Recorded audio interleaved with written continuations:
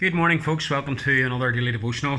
This morning we're going to think about what Solomon writes in Proverbs chapter 3.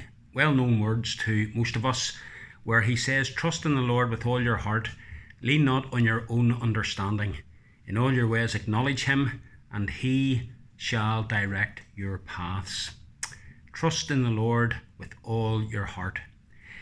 All of us go through experiences in life where we have concerns, maybe even go so far as to say anxieties. We perhaps find ourselves facing something that we don't know what the outcome is going to be. There's the prospect of something that is very serious, potentially, and rightly so.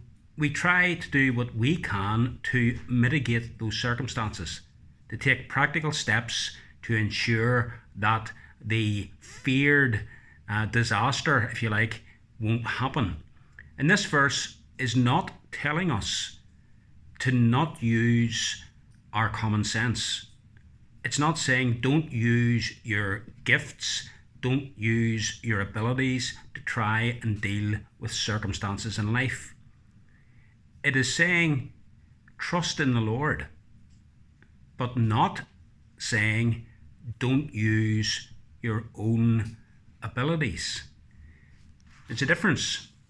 The difference is there are some circumstances where no matter how gifted we might be, no matter what human resources might be available to us, that still will not sort the situation out.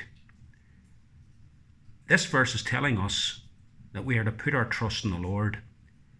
It's also reminding us that even though we do have at times resources and we can look to ourselves to help to sort out some situations, or perhaps look to others, that ultimately it is not our own resources or the resources of others that we are to trust in. We are ultimately to trust in the Lord. It's a bit like Oliver Cromwell when he said, "Trust in the Lord, but keep your powder dry." In other words, when you're going into battle, you're going to have to fight. But ultimately, your trust is not in your weapons, it's in the Lord. Similarly here, we are to trust in the Lord. Whatever the situation might be, we are to commit it to him in prayer. We are to remind ourselves God is in control, that he is working in and through these circumstances. And all of our inner being, that's when it's speaking about our heart here, that we're to trust in the Lord with all of our heart, with all of our inner being, and lean not on our own understanding. In other words, we're not to exclude God from whatever the circumstances might be. God isn't someone who is confined to a church building for an hour on a Sunday. He's there with us in every situation in life, and we are to look to him and to trust in him. And as we do that, God will go before us and he will make straight our paths. He will direct our paths. In other words, he will bring us into and through whatever we're facing, all with a view to building us up and making us better Christians, and with a view to his glory. This is a wonderful verse to call to mind at various times in our lives. Maybe you're starting a new job.